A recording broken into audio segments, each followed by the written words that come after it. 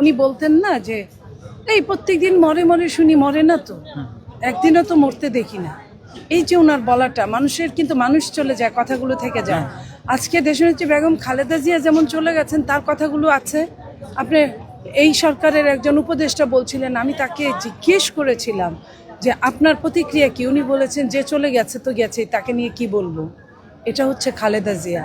আর উনি যেভাবে অত্যাচার করেছেন, টর্চার করেছেন, স্লো পয়জনিং করেছেন, এইসব করেছেন, তারপরে আবার বলেছেন যে প্রতিদিন শুনি, একদিনও তো মরে না। এই যে বলাটা, এটা থেকে প্রমাণ হয় যে উনি এখন বিপদে আছেন, বিপদ থেকে উনি সহানুভূতির আশা করছেন।